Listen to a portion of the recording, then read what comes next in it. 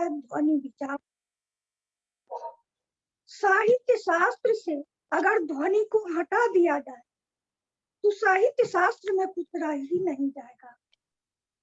बहुत कम ध्वनि विरोधी आचार्य हैं जो ध्वनि का अंतर्भाव अनुवाद में करते हैं, जिसमें मुख्य रूप से है महिम भट्ट। ध्वन्यालोक का पूरा उन्होंने खंडन कर दिया है व्यक्ति विवेक में। और जो साहित्य के विद्वान हैं वे जरूर पढ़े होंगे काव्य प्रकाश में श्री शंकुक का मत विभावानुभाव व्यभिचारी संयोगाद रस निष्पत्ति। उसमें एक अनुमितिवादी आचार्य है श्री शंकुक।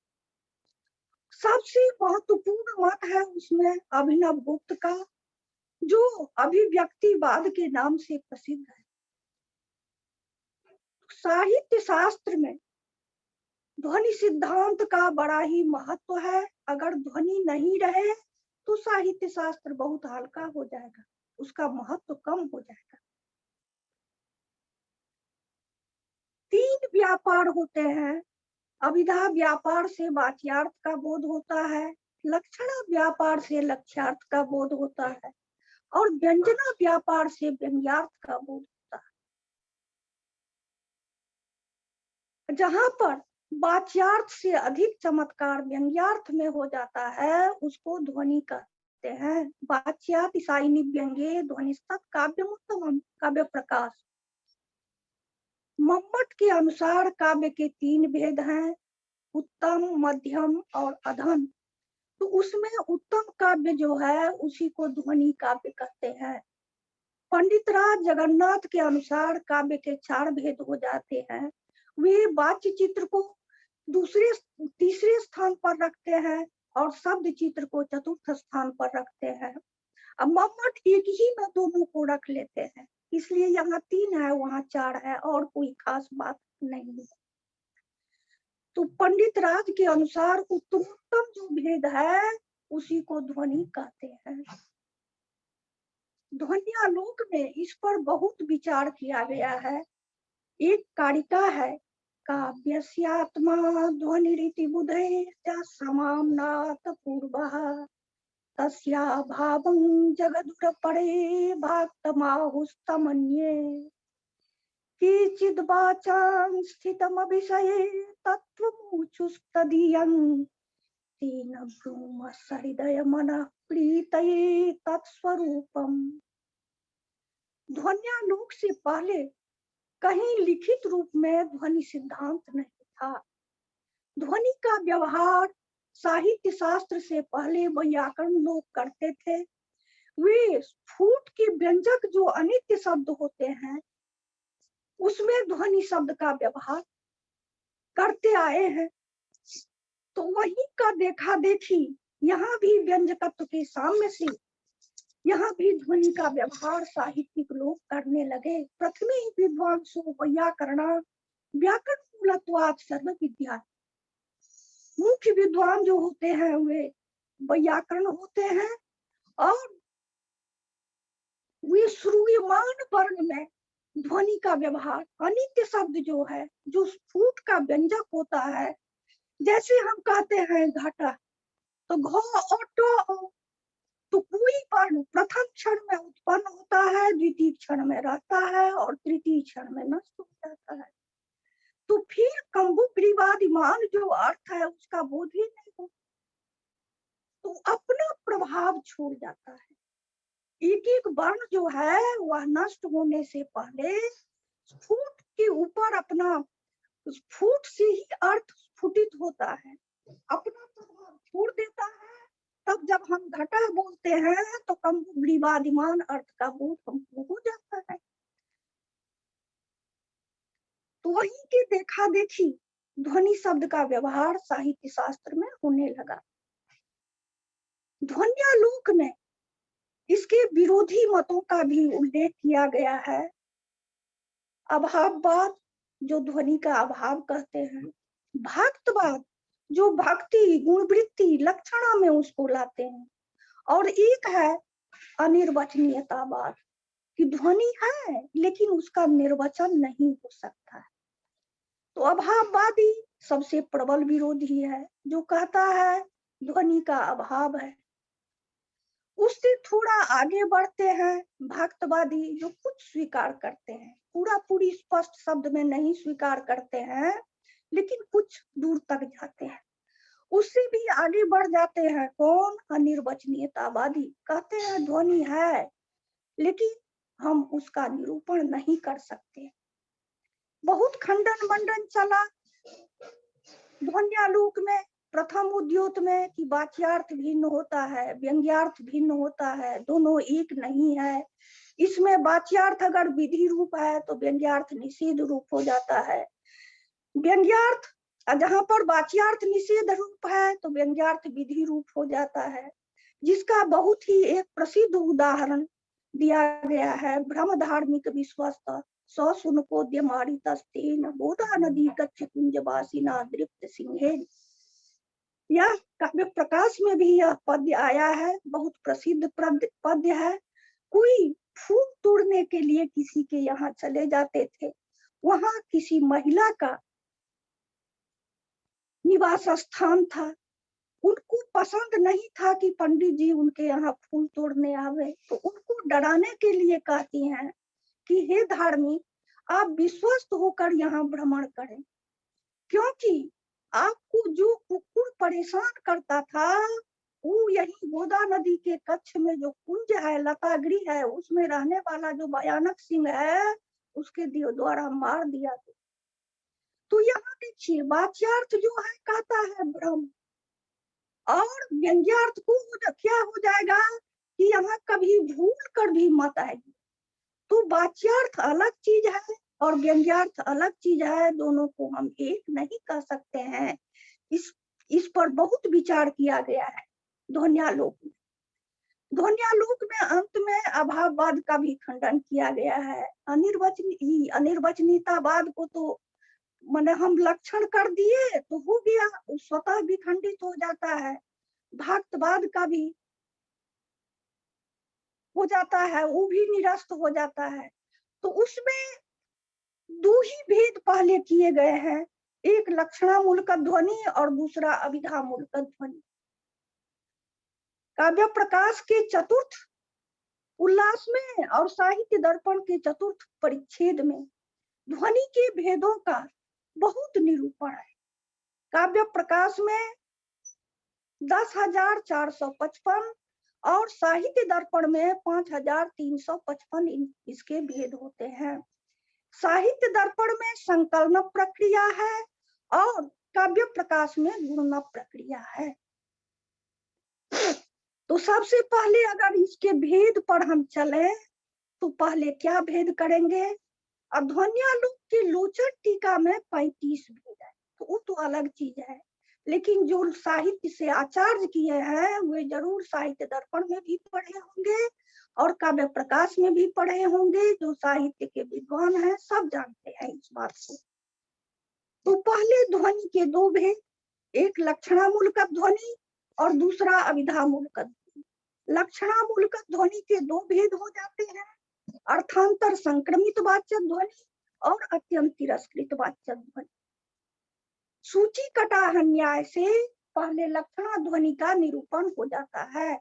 सूची कटाह न्याय, फिर कोई बच्चा पूछेगा कि सूची कटाह न्याय किसको कहते हैं? तो सूची कटाह न्याय हुआ कि अगर सुई भी का निर्माण भी करना बनाना है और कड़ाही का, तो पहले किसका निर्माण किया जाएगा? पहले सूची का निर्माण किया जाएगा, इसलिए कि सूची का निर्माण जल्दी हो जाएगा, उसका काम चालू हो जाएगा और कड़ाही बनाने में समय लगेगा। तो लक्षणामूलक ध्वनि के दो ही भेद होते हैं, इसलिए पहले लक्षणामूलक ध्वनि का निरूपण है। वैसे व्यापार में पहले अभिधा व्यापार आता है, लेकिन सूची कटाह न्याय से यहाँ पहले लक्षणामूलक ध्वनि का अर्थांतर संक्रमित वाच्य ध्वनि और अत्यंत तिरस्कृत वाच्य ध्वनि। अर्थांतर संक्रमित वाच्य ध्वनि का साहित्य दर्पण में उदाहरण है कदली कदली करवा करवा करिराज कर करिराज कर भुवनत्रितयी विभाति तुला निदग्न चक्रुदृशा। और अत्यंत तिरस्कृत वाच्य ध्वनि का है निश्वासान दैवादर्श चंद्रमा न प्रकाशते। लक्षणामूल का ध्वनि के दो भेद हो गए। अब इसके बाद है अभिधामूल का। अभिधामूल का ध्वनि के दो भेद होते हैं, असंलक्षक क्रम और संलक्षक क्रम। असंलक्षक क्रम किसको कहते हैं? तो रसादी ध्वनि को कहते हैं।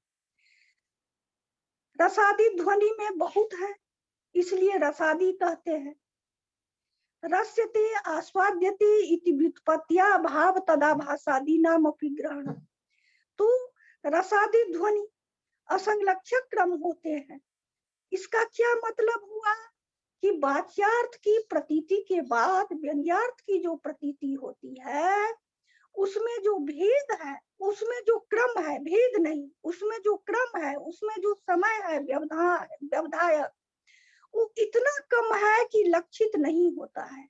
इसमें साहित्य दर्पण में एक दृष्टांत दिया गया है, नीलोत्पल शतपत्र व्यतिभेद बदलागमन न लक्ष्यते। अगर कमल के 100 पत्तों को हम एक जगह हाथ में ले लें और उसमें सुई आर पार चुभा दे, तो क्रम तो है, लेकिन इतना कम वह क्रम है कि हमको लक्षित मुझे नहीं होगा। तो असंलक्षक क्रम में वाच्यार्थ की प्रतीति के बाद व्यंग्यार्थ की जो प्रतीति होती है, उसमें क्रम इतना कम है जो लक्षित नहीं होता है। और कहीं कहीं विशेष परिस्थिति में उसका साहित्य दर्पण में निरूपण नहीं है, लेकिन रसगंगाधर में आप लोग पढ़े होंगे या पढ़ेंगे, रसादी संलक्षक क्रम था, जहां पर रसादी ध्वनि में भी क्रम लक्षित हो जाता है, वहां विशेष परिस्थिति में रसादी जो है वे भी संलक्षक क्रम हो जाते हैं। तो अब हम रसादी ध्वनि के बहुत भेद हो जाते हैं। रसादी नाम अनंतत्वाद भेदी को ही गण्यते। रसादी ध्वनि को गिनना संभव नहीं है, इसलिए उसको हम छोड़ रहे हैं। उसका एक ही भेद आचार्य मानते हैं, क्योंकि जो अनंत है उसको गिनना संभव नहीं है। अब इसके बाद आता है संलक्षक क्रम। संलक्षक क्रम में वाच्यार्थ की प्रतीति के बाद व्यंग्यार्थ की जो प्रतीति होती है, उसका जो क्रम है वह अच्छी तरह लक्षित हो जाता है। इसके 3 भेद, शब्द शक्ति मूलक, अर्थ शक्ति मूलक और उभय शक्ति मूलक। शब्द शक्ति मूलक के 2 भेद हो जाते हैं, शब्द शक्ति मूलक वस्तु ध्वनि, शब्द शक्ति मूलक अलंकार ध्वनि। अर्थ शक्ति मूलक के 12 भेद हो जाते हैं, स्वतः संभवी, कभी प्रौढ़ोक्ति, कभी निबद्ध प्रौढ़ोक्ति। इसमें तीनों के 4-4 भेद, तो 4 तिया 12। एक का हम सुना देते हैं, उसी से दूसरा भी हो जाएगा, तीसरा भी हो जाएगा। शब्द शक्ति मूलक वस्तु से वस्तु ध्वनि 1, शब्द शक्ति मूलक वस्तु से अलंकार ध्वनि 2, शब्द शक्ति मूलक अलंकार से वस्तु ध्वनि 3 और शब्द शक्ति मूलक अलंकार से अलंकार। इसी तरह इसी क्रम से हम कभी प्रौढ़ोक्ति में भी कहेंगे और इसी क्रम से हम कभी निबद्ध प्रौढ़ोक्ति में भी कहेंगे। इसी तरह 4-4 भेद हो जाएंगे, तो 4 तिया 12 भेद हो गए। और उभय शक्ति मूलक के 1 भेद, तो 12 2 14, 1 15, रसादी ध्वनि 1 तो 16, लक्षणामूल का ध्वनि 2 तो 18। एक पड़ाव है कि 18 भेद अभी तक हो गए। ध्वनि के 51 में से शुद्ध भेद जो 51 है, 18 तक हम पहुंच गए। अब आगे देखते हैं आगे कैसे बढ़ता है।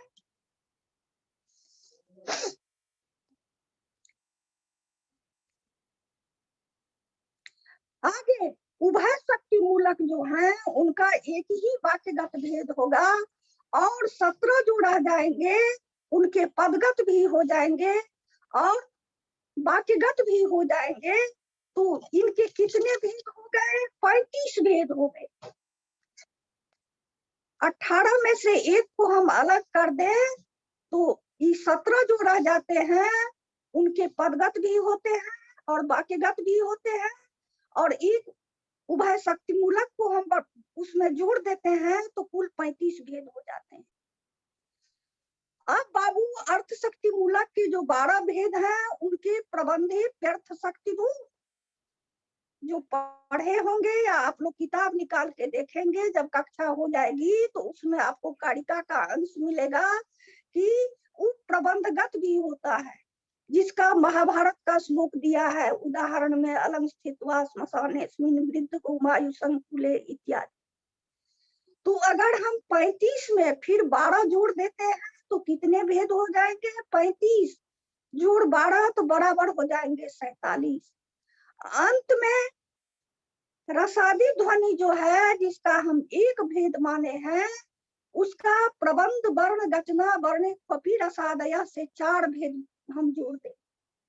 तो अगर 4 भेद हम जोड़ देंगे, 47 में 4 होगा तो कुल मिलाकर कितने भेद होंगे गवेषकों? 51 भेद हो जाए। और 3 तरह के संकर होते हैं, अंगांगी भाव रूप संकर, एकाश्रयानुप्रवेश रूप संकर और संधि रूप संकर। और एक होती है संसृष्टि, तो संकरेण त्रिरूपेण संसृष्टिया चैक रूपया।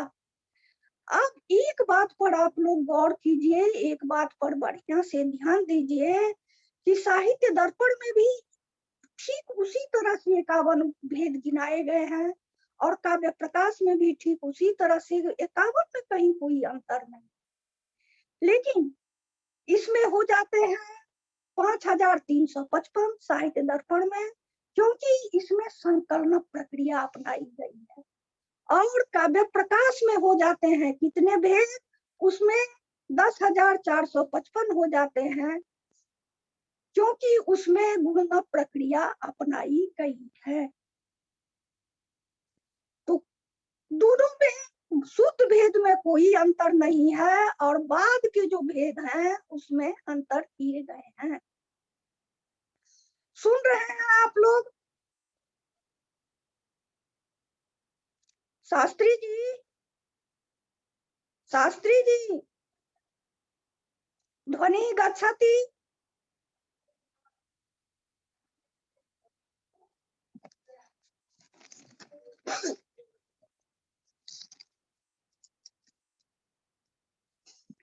हेलो, मुनि आवाज जाय छै? देखियो त शास्त्री जी।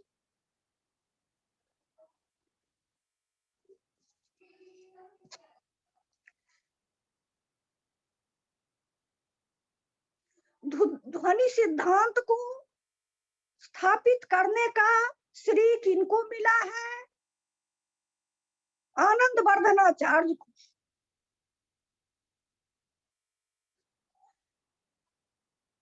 इससे पहले मौखिक रूप से अपने शिष्य को कह दिए, वो अपने शिष्य को कह दिए, इस तरह से था, कहीं ग्रंथ रूप में लिखित नहीं था।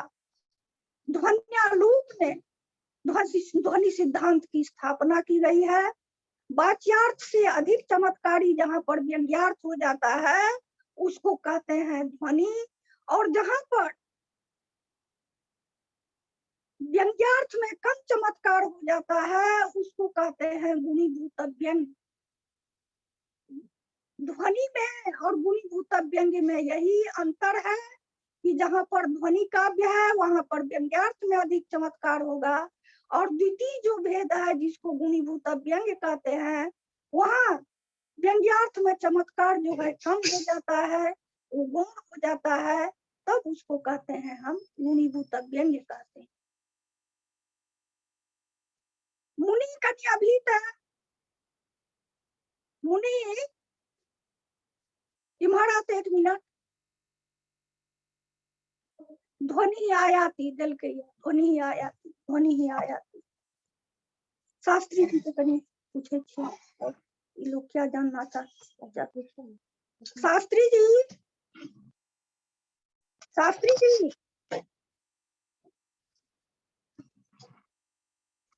कौन सा पूछिए?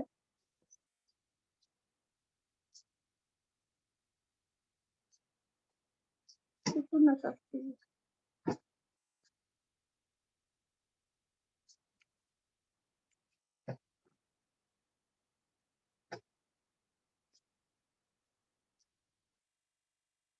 ये हमरा देखे छे कहाँ बजे कहाँ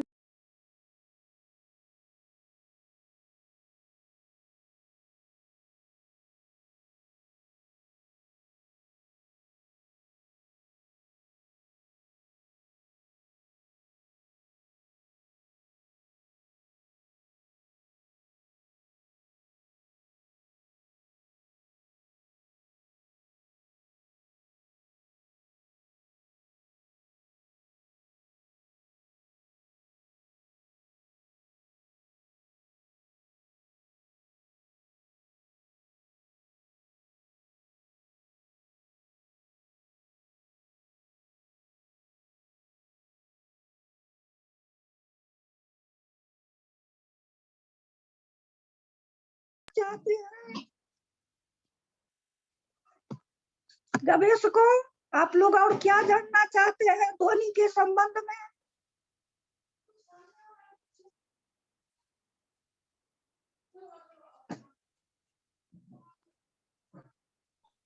हरि ओम। शास्त्री जी। हरि ओम। हाँ, श्रूयते श्रूयते। श्रूयते। ध्वनि आगच्छति? एवं, सम्यक् आयाति। अच्छा, छात्राणां जिज्ञासा।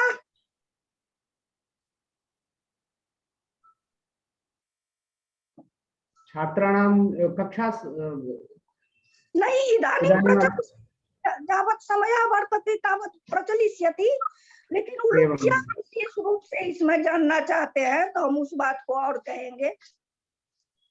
अच्छा, कश्चित् हस्तम् उत्थापयति चेत्? हाँ, मान इसी में देखिए, मूल सिद्धांत तो यही है, और इसमें आप लोग क्या जानना चाहते हैं?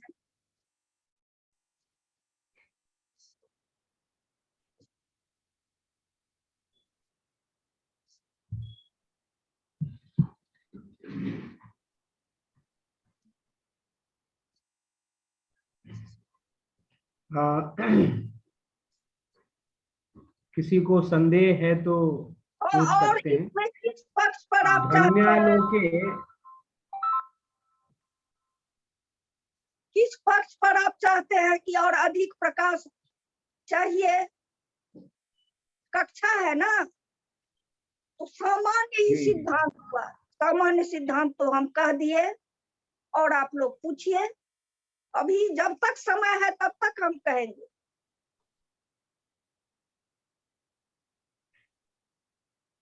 दीपक किमपि प्रष्टुमिच्छति। अच्छा, पूछिए दीपक जी, पूछिए। मैं उनको अभी अनम्यूट कर देता हूँ। हाँ हाँ, कर दीजिए।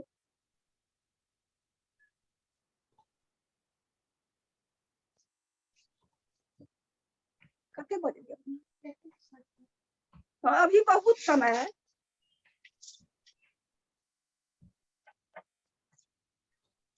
जहाँ कहेंगे हम पूरा समझा देंगे।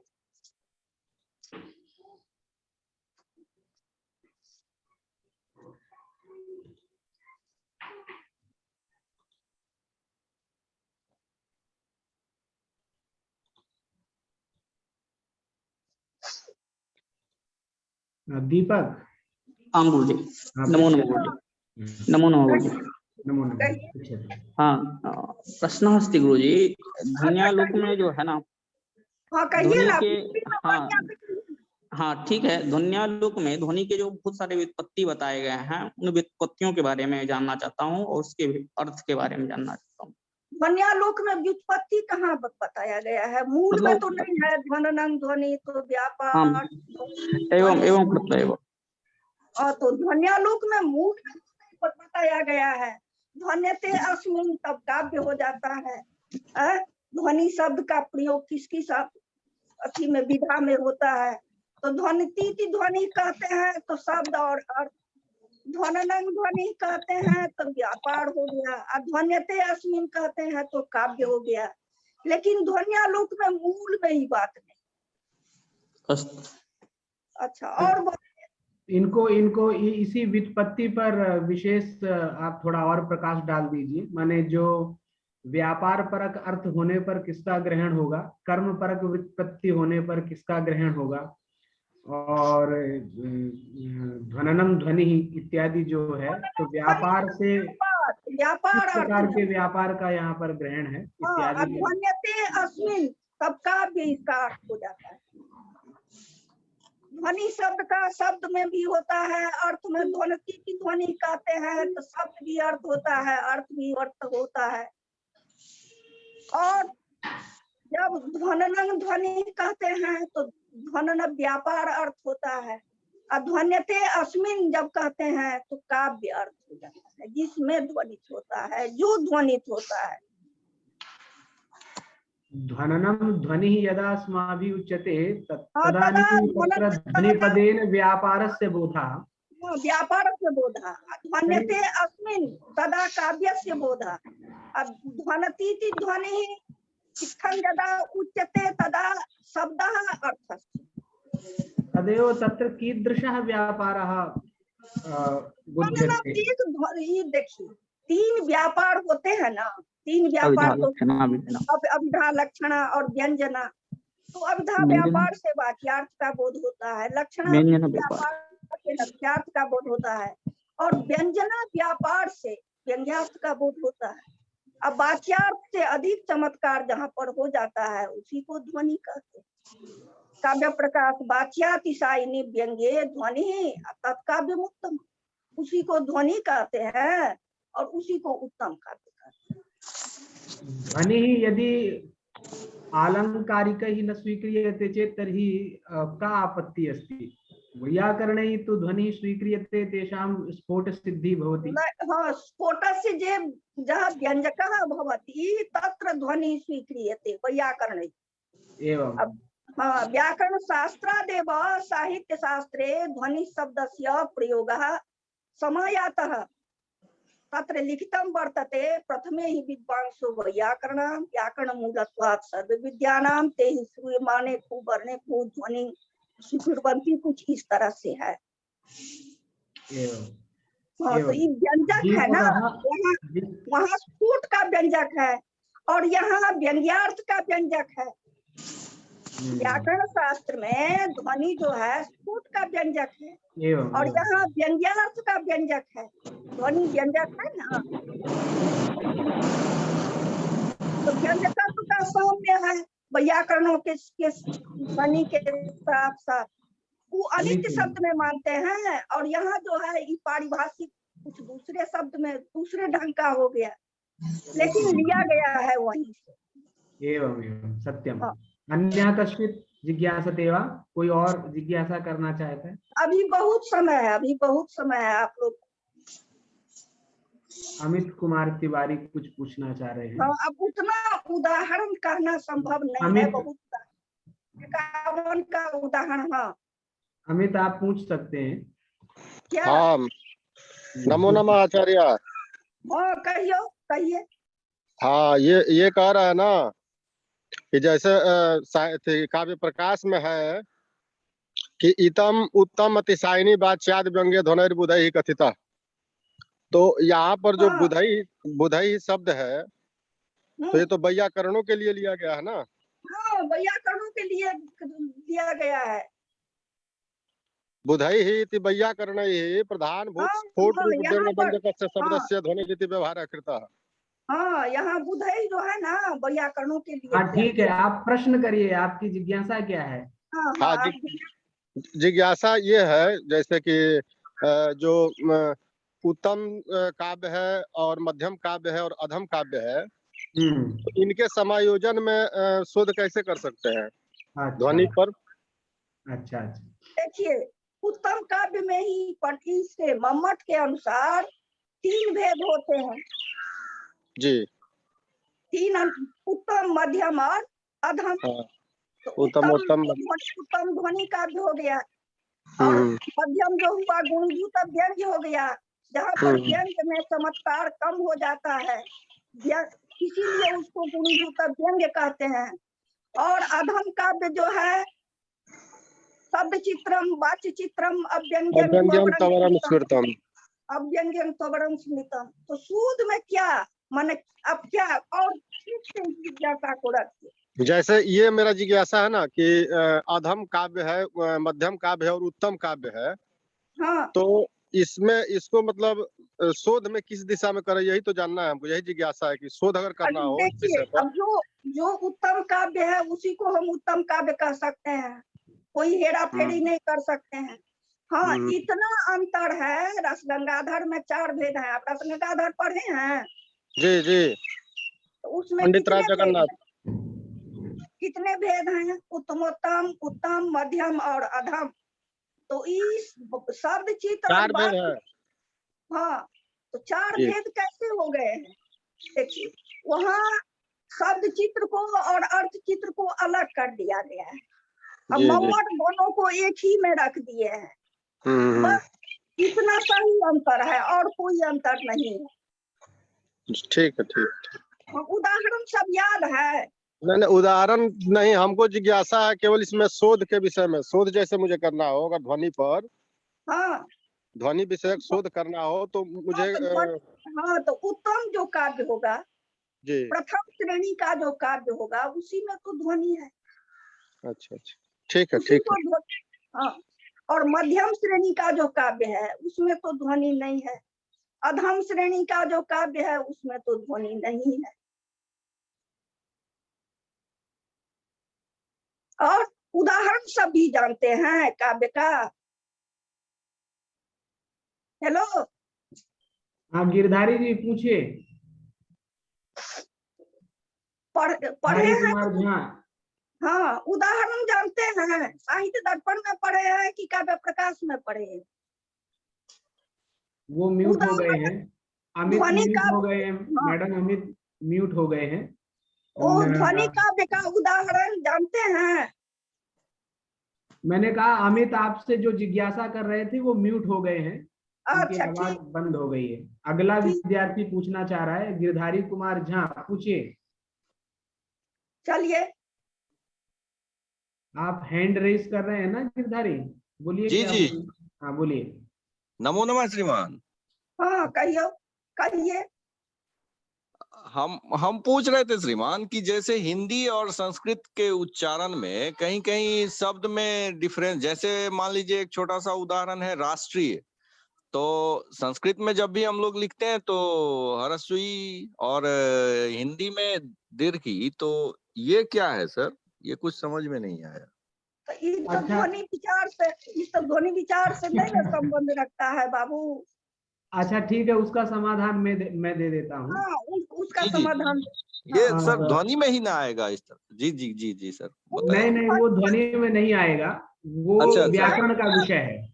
जी व्याकरण का विषय है। आपका प्रश्न है कि संस्कृत में जब हम लिखते हैं तो राष्ट्रीय माने ह्रस्व इकार का प्रयोग करते हैं, और जी हिंदी में जब लिखते हैं तो राष्ट्रीय दीर्घ इकार जी का प्रयोग होता है। जी तो जी इनमें क्या भेद है या नहीं है, ये जी। इनका अभिप्राय है। तो ये दोनों ही शब्द साधु हैं, संस्कृत हाँ, की दोनों, दृष्टि से दोनों ही बनते हैं। हाँ, दोनों। राष्ट्रीय, राष्ट्र पारावारात घखौ सूत्र से जब घा प्रत्यय करते हैं तो ह्रस्वीकारांत विशिष्ट रूप बनता है राष्ट्रीय। अच्छा, जी राष्ट्रे जी, भवः, राष्ट्रे जातः, इस जाता, अर्थ में राष्ट्रीय बनता है। जी और जब हितार्थ में छ प्रत्यय करते हैं, तस्मई हितम माने राष्ट्राय हितम, हाँ इस अर्थ राष्ट्राय में हितम, जब हम छ प्रत्यय करेंगे जी तो छ के स्थान पर ई आदेश होगा, तो राष्ट्रीय रूप बनेगा। अर्थ में भेद हो जाएगा, शब्द की आनपूर्वी समान रहेगी लेकिन अर्थ दोनों के अर्थ बदल बदल जाएंगे। जाए, दोनों अर्थ शब्द बदल, साधु हैं। ठीक है, जी जी जी, चलिए। ठीक ठीक है। ये ध्वनि से संबंधित पूछिए। वो ध्वनि तो हमारे आचार्य जी हैं, क्या कहते हैं, हमारे शास्त्री जी कहेंगे वो सब। ये ध्वनि से संबंधित अभी जो साहित्य शास्त्र में ध्वनि विचार है उससे संबंधित जो जिज्ञासा है, अभी समय है, कुछ पूछिए। अभी आपने बहुत ही माने स्पष्ट व्याख्यान किया है, तो ज्यादातर उदाहरण कोई जानते हैं ध्वनि काव्य का? यही हम पूछ रहे थे। कौन? मनीष, मनीष को पढ़ा हुआ था। अभी तो किसी ने हैंड रेस ध्वनि नहीं किया काव्य है। का उदाहरण क्या दिया है, यही हम। ओ, आप ही कुछ और अपना मत अभी इस पे, आप अपना कुछ और मत इसमें स्पष्ट कर दीजिए। 2 मिनट 3 मिनट में, इसके बाद कक्षा समाप्त कर देंगे। वो उपसंहार कर 2-3 मिनट दीजिए, ही है। आप अपने व्याख्यान का उपसंहार कर दीजिए। हम संहार कर दें? जी अच्छा, जी। कबीर को देखिए, ध्वनि सिद्धांत की स्थापना किसने की है, इस बात को आप लोग रखेंगे एकदम मन में कि आचार्य आनंद वर्धन ने किया है। उनके समय में कुछ विरोधी थे, कुछ की उन्होंने कल्पना की है, जिसका उल्लेख काव्यस्यात्मा ध्वनि रीति बुधेर जस समामनाथ पूर्वः तस्याभावं जगदुरपड़े। जगदू में लिट का प्रयोग है, तो परोक्ष की बात है, उनके सामने में कोई नहीं था। भक्त माहुस्तमन्ये, उठा, भाक्तवादी जो थे उठे, उसमें आहू का प्रयोग किया है। फिर केचिद वाचांग स्थितम विषये तत्वमुचु, ये भी लिट का प्रयोग हुआ है, तो परोक्ष लिट है, कोई सामने में नहीं था, उन्होंने अपनी कल्पना के द्वारा उनको साकार किया है। इसलिए हम ध्वनि का जो स्वरूप है उसका निर्वचन करने जा रहे हैं। अभाववादी था, काव्यस्यात्मा ध्वनि रीति बुधैर च समामनाथ पूर्व, और पहले गुरु शिष्य परंपरा से ध्वनि सिद्धांत था, लेकिन कहीं ग्रंथ रूप में यह लिखा हुआ नहीं था।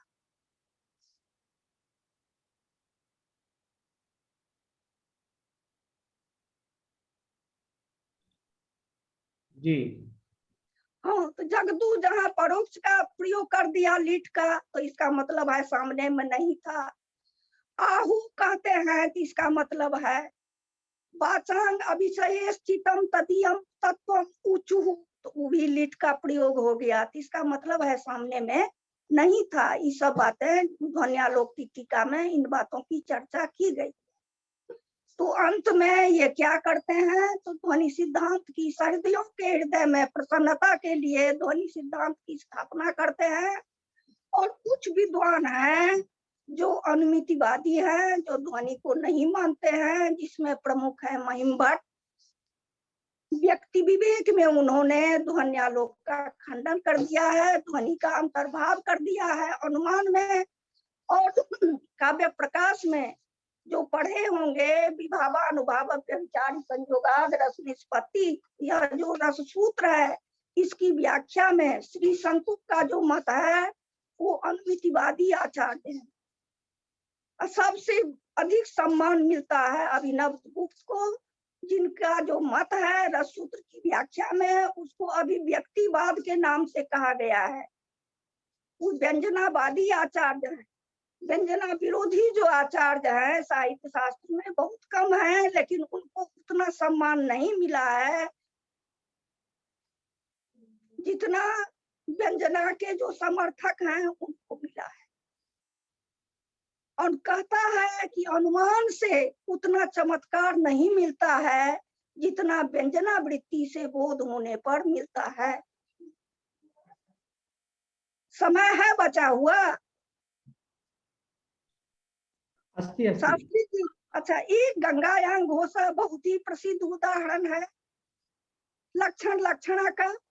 तो इसमें अभिधा व्यापार से धारा का बोध होता है, भगीरथ रथ खाता व छिन्न प्रवाह का, और वह घोष का आधार नहीं हो सकता है, इसलिए मुख्यार्थ बाधित हो जाता है। तो तट में लक्षणा, अब गंगा तटे घोषा क्यों नहीं कहा कि गंगायाम घोषा कहा, तो शैत्य पावन पुति प्रकृति जो है वह किससे होती है, तो व्यंजना व्यापार से होती है। अगर हम शीतले पावने च गंगा तटे घोषा कहेंगे तो उतना चमत्कार नहीं आएगा, उतनी चमत्कार की अनुभूति नहीं होगी जितनी चमत्कार की अनुभूति होती है कि हम गंगायाम घोषा कह देते हैं। तो अभिधया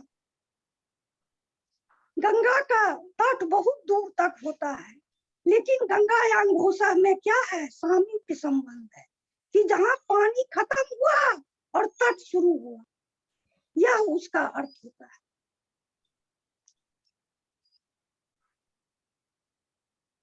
ध्वनि गच्छति, हाँ आयाति, सम्यक आयाति।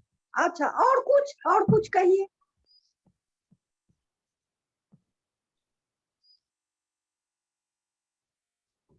तर्हि अद्य इयं कक्षा अत्रैव तो समाप्तं।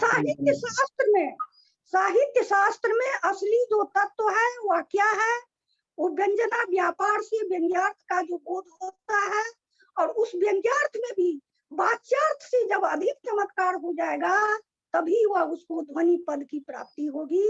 अन्यथा अगर वाच्यार्थ से कम चमत्कार व्यंग्यार्थ में हो जाए तो काव्य के दूसरी श्रेणी में आ जाता है, जिसको गुणीभूत व्यंग्य कहा।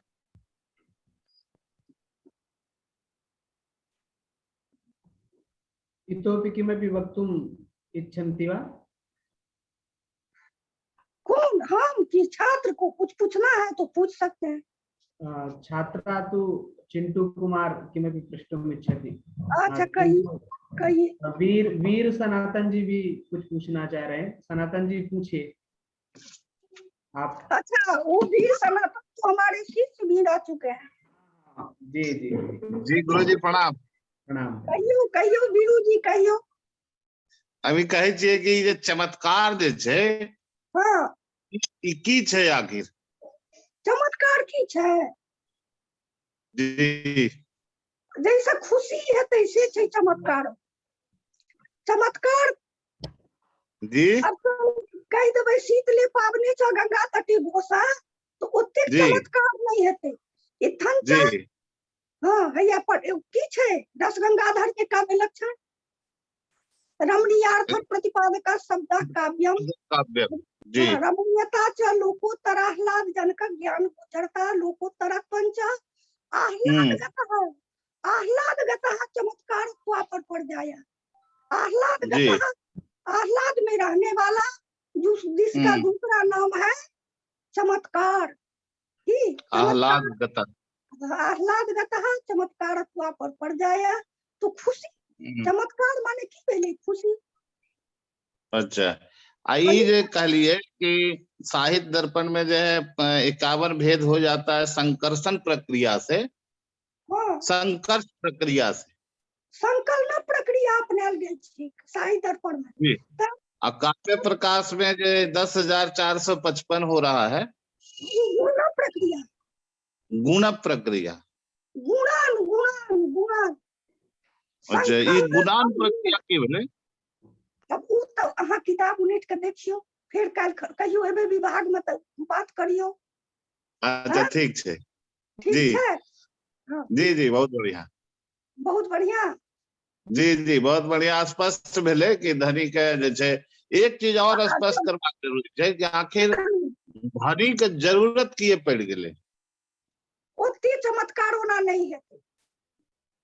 नहीं साहित्य शास्त्र में अगर ध्वनि के हटा दे जाए तो किछ जी रहिए कहलखिन है ना पंडित राग अच्छा एखने कहूं ना आह्लादगतः चमत्कार पर पड़ जाया अनुभव साक्षी को जाति विशेष। जी जी रमणीयार्थ प्रतिपादक शब्द काव्यम रमणीयता च लोकोत्तर आह्लाद जनक ज्ञान गोचरता। आह्लादे न पढ़े छियै तो आह्लादे जी नहीं रह जेतै चमत्कारे नहीं रह जेतै। जी जी जी जी जी स्पष्ट छै।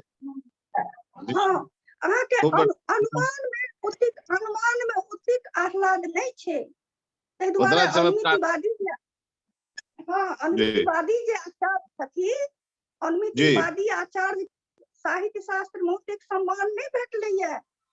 नहीं भेटले जी जते देखियो काव्य प्रकाश में छै ना विभावानुभाव व्यभिचारी संयोगाद रस निष्पत्ति प्रश्नस्पति जी हाँ अभिनव गुप्त के जे अभिव्यक्तिवाद छै जी ओकर जी बहुत विस्तृत वर्णन छै ना। जी छै बहुत ज्यादा छै। हाँ तो अब अहाँ चमत्कार माने बुझलिए? जी बुझ गेलिए आह्लादगत चमत्कार पर पर्याय अनुभव साक्षी को जाति विशेष। अनुभव साक्ष्य को जाति विशेष जी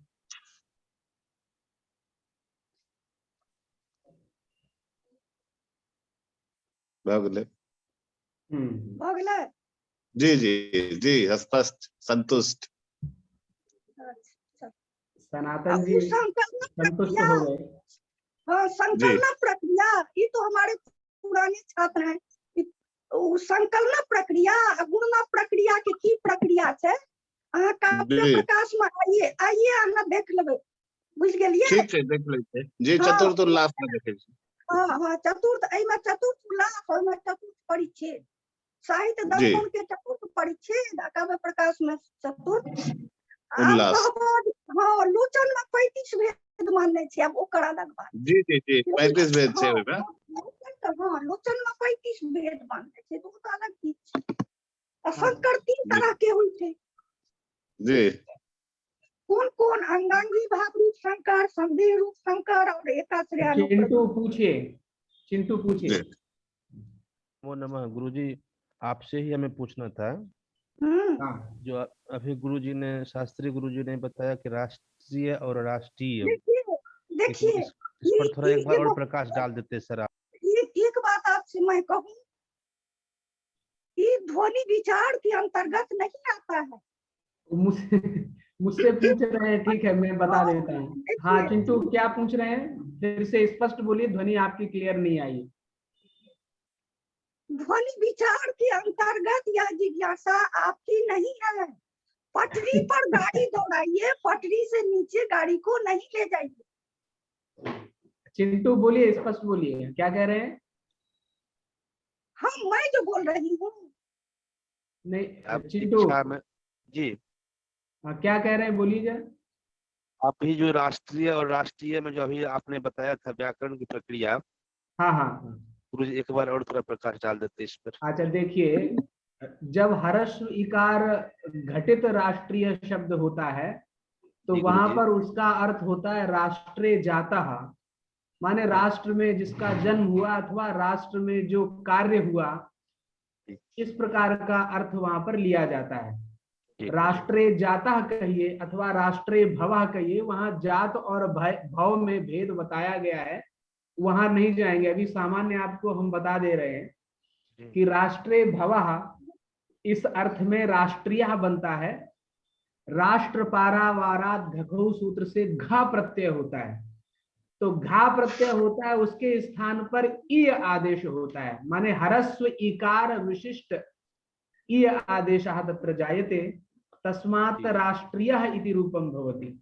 और जब राष्ट्रीय दीर्घ ईकार विशिष्ट रूप होता है तब हितार्थ में छ प्रत्यय होता है, जी। और छ के स्थान पर ई आदेश होता है। जैसे कि लोकेश कुमार जी ने यहाँ पर चार्ट बॉक्स में सूत्र भी लिखा है, आय नेई निया फटकज घाम प्रत्यादि नाम, यह एक सूत्र है। इसी सूत्र से जब घा प्रत्यय होता है तब ई आदेश भवति, जब छ प्रत्यय होता है तब ई आदेश होता है, माने दीर्घ इकार विशिष्ट आदेशा भवति। इसलिए दोनों रूपों में एक जगह ह्रस्व इकार घटित रूप होता है और एक जगह दीर्घ इकार घटित रूप होता है। दोनों के दोनों रूप साधु हैं। हालांकि जो आधुनिक वैयाकरण है, जो केवल राष्ट्रीय को ही साधुत्व का अनुव्याख्यान करते हैं, वो तो समीचीन पक्ष नहीं है। दोनों ही शब्द निष्पन्न बनते हैं, राष्ट्रीय भी होता है, राष्ट्रीय भी होता है, लेकिन राष्ट्रीय बनाने के लिए काफी लंबी यात्रा करनी पड़ती है वैयाकरणों को। उस यात्रा पर्यंत अनुधावन नहीं करते हैं, इसलिए वो सीधे राष्ट्रीय राष्ट्रीय कर देते हैं। लेकिन दोनों ही रूप वैयाकरणों के यहाँ पर साधु हैं। ठीक है चिंटू, समझ गए? लेकिन ये देखिए, विषय से संबंधित जो प्रश्न है ना, वही होना चाहिए। ये तो विषय से संबंधित प्रश्न नहीं ना हुआ। आप साहित्य नहीं पढ़े हैं, देखिए व्याकरण विषय से संबंधित। अब जैसे अभी वीरू जी वो असिस्टेंट प्रोफेसर हैं, लेकिन हमारे छात्र हैं, तो उनका प्रश्न था विषय से संबंधित था, और लोगों ने भी पूछा, तो विषय से संबंधित ही प्रश्न करना चाहिए, जिज्ञासा रखनी चाहिए। और कौमुदी आप नहीं पढ़े हैं तो शास्त्री जी बहुत विशिष्ट विद्वान है। अब व्याकरण में आके उनसे एक बार सूत्र आपको कहा तो फिर आपको याद नहीं रहा, तो गुरु जी से आप कौमुदी पढ़ लीजिए, वो अलग चीज हुआ, वो ध्वनि विचार में नहीं आएगा। जी जी, आप सही कह रहे हैं। चूंकि विषय प्रतिपाद्य विषय आज ध्वनि विचार है, तो ध्वनि से संबंधित प्रश्न करें, तद अतिरिक्त ना करें। अभी भी समय है, अभी 53 मिनट ही हुए हैं। विषय से संबंधित कौन मनीष थे, और वो बुधई का वहाँ व्याकरण के लिए लोकेश किया कुमार गया झा है। कुछ पूछना चाह रहे हैं। चलिए विषय से संबंधित लोकेश जी विषय से संबंधित पूछिए, आचार्य जी का कहना है। प्रणाम मैडम जी। कहलो है परापश्यंती मध्यमा बैखरी जे ई जे होइ छै, एहिमे ध्वनि से संबंधित कोन भेलै? परापश्यंती मध्यमा बैखरी चारू आबि सकैया कि एकटा केवल साहित्यिक के हिसाब से, साहित्य के हिसाब से? शास्त्री जी जी आप थोड़ा सुनेंगे तो ई कत छे, काव्य प्रकाश में छे कि रसगंगाधर में छे कि ध्वन्यालोक में छे? महाभाष्य तो हम नहीं ल के बैसल छिए जे परा पश्यंती मध्यमा बैखरी हम कहबे। हाँ नहीं, ध्वनि से संबंधित जे भेले, ध्वनि से संबंधित। अहाँ बउआ एती काल से की सुनलिए से कहू? साहित्य के ध्वनि अलग छे, हाँ व्याकरण के ओ जे स्फोट के व्यंजक होय छे से ध्वनि छे। तो महाभाष्य तो हम नहीं न पढ़ा रहल छिए जे परा पश्यंती मध्यमा बैखरी हम कहबे से हमरा कहू त। एकरा से ओकर कोनो सामंजस्य नहीं छे, सह ने? व्यंजक के साम्य छे से तो कते बेर कहलो, एक बेर नहीं अनेक बेर कहलो। तो महाभाष्य हमरा लग में छे, हम पढ़नो छिए, लेकिन हमरा पढ़बे ले तो हम नहीं बैसल छिए महाभाष्य से कहू। नहीं ठीक छे, हमरा सब के इम्हर से पढ़ने छिए ने, तै कंफ्यूजन भ जाय। तै दुआरे नहीं त जकर कक्षा छे त अहाँ तो गौर करबे ना। ओ एकटा मनीष छलखिन ना जे भैया व्यंजक के सामने छे, तै दुआरे महाभाष्य हम पढ़नो छिए। प्रथम आहनिक हमरा उनटबैयो नहीं पड़ते, लेकिन देखियो विषय से संबंधित जिज्ञासा है जी। अब परा पश्यंती मध्यमा बैखरी तो गुरुजी अहाँ के पढ़ा देता। हाँ जी वो तो पढ़बे लेखन नहीं बैसल छिए से हमरा लिख रहे हैं हसुआ के न्याय में खुरपा। कानि पुनः शब्दानुशासनस्य प्रयोजनानि रक्षो आगम लघु संदेहा प्रयोजनम चत्वारि वाक् परिमिता पदानि तानि विदुर ब्राह्मणा जे मनीषिणः गुहात्रिनीता नेंगयन्ति तुरियम वाचो मनुष्या वदन्ति। भाष्य में चत्वारी का चत्वारी श्रृंगार एक व्याख्या है, एक चत्वारी वाक् परिमिता पदानि, इसी में परा पश्यंती मध्यमा बैखरी सब। तो हम तो महाभाष्य पढ़बे ले नहीं बैसल छिए से कहू। नहीं ठीक छे मैडम, बहुत निक। अच्छा चलू तो की सब पढ़ने छिए अहाँ से कहू पहिने हमरा। हम तो अहाँ लग बैस के बहुत कुछ पढ़ने छी मैडम। नहीं हमरा लग अहाँ साहित्य के विद्यार्थी नहीं छिए से हमरा बुझा दियो। हाँ से तो नहीं रहिए, लेकिन अहू से ज्ञान हमरा भेटल। हाँ महाभाष्य के पोथी हैत ना, तो चत्वारी के दूटा व्याख्या छे। मुख्य प्रयोजन 5टा छे, अनुखंडित छे 13टा। तेसुरा दुष्ट शब्द जद्धितम जस्तु प्रयुक्ते अविद्वांसः विभक्तिं कुर्वन्ति जो वा इमां चत्वारि तत्व सप्तमीव सारस्वतीं दशम्यां पुत्रस्य। ओइ में चत्वारी के दूटा व्याख्या होय छे, एकटा चत्वारी श्रृंगार आ एकटा छे चत्वारी वाक् परिमिता पद। उतना जे कर लगबे, पटरी पर जे गाड़ी चलते, दिल्ली के गाड़ी जे खुजले ये वो तो दिल्ली वाला पटरी पर चलते। नहीं ठीक छे। हमरा भेल जे बैखरी जे छे ने, बैखरी जे छे ओकरे ध्वनि कहल जा सकैया। बैखरी अहाँ जे बुझलिए से बुझलिए। हाँ तै हमरा शंका भेल कि नहीं ई बात के फरियाल जाय कनी मैडम। शंका नहीं भेल, जबरदस्ती अहाँ के दिए। चलू ठीक।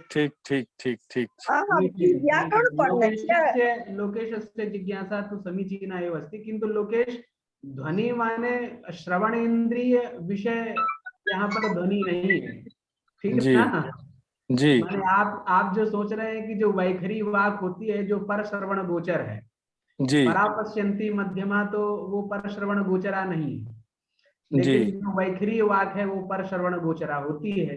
तो आपने ध्वनि को जो पर श्रवण गोचर है उसी को माना है, ऐसा नहीं है जी। समझ रहे हैं ना? जी ठीक है गुरु जी, ठीक है। तो आज की जो कक्षा है बहुत ही शानदार रही है, इतना ज्यादा डिस्कस हुआ है आज। शास्त्री जी मैम, लेकिन ये जो है ना परापश्यंती मध्यमा बैखरी, ये सब कहीं आपको न काव्य प्रकाश में मिलेगा, कहीं टीका ग्रंथ में भी नहीं मिलेगा, न रसगंगाधर में मिलेगा, न बिल्कुल नहीं मिलेगा, क्योंकि आपने तो अलंकार शास्त्र में पूरा माने गहन अध्ययन है, कहीं पर ये विचार नहीं व्याकरणों के। गहन क्या रहेगा? जी बिल्कुल सही आप कह रहे हैं। तो वही मैं पुनः एक बार कहता हूँ कि अत्यंत ही ये रमणीय कक्षा रही, सभी ने अपने, कई लोगों ने जिज्ञासाएं रखी और आपने उनका बहुत ही विस्तृत रूप से समाधान भी दिया है। और एक दूसरी बात ये भी है कि आज इस कक्षा में 98 लोगों की उपस्थिति हुई है, माने 98 लोग नहीं, अभी तक 90-92 तक तो गए हैं, 93 तक। आज सबसे अधिक उपस्थिति थी। इसका मतलब है कि आचार्य जी को सुनने के लिए आज अधिक से अधिक शोधार्थी इस कक्षा में शामिल हुए हैं। तो हम आचार्य जी का साधुवाद देते हैं उन्हें और प्रणाम भी करते हैं। उन्होंने अपने शास्त्री जी आपने अवसर दिया और जहां व्याकरण से संबंधित प्रश्न था उसका समाधान भी करते गए, इसलिए हम आपको धन्यवाद देते हैं। इसमें सब विषय के छात्र हैं तो ठीक ही है, और ध्वनि शब्द तो वहीं से आया है, व्याकरण शास्त्र से ही ध्वनि शब्द आया है। अब अमित कुमार तिवारी जी बोल रहे हैं कि गुरुजी स्फोट बात पर बोलिए, तो स्फोट पे बोलेंगे तो वो फिर 2-3 दिन चाहिए। आप जी हमसे कभी बाद में इस विषय में डिस्कस कर सकते हैं। गुरुजी कहे स्फोट पर शास्त्री जी जो है ना वो कहेंगे। जी, तो आज की कक्षा यहीं पर समाप्त होती है।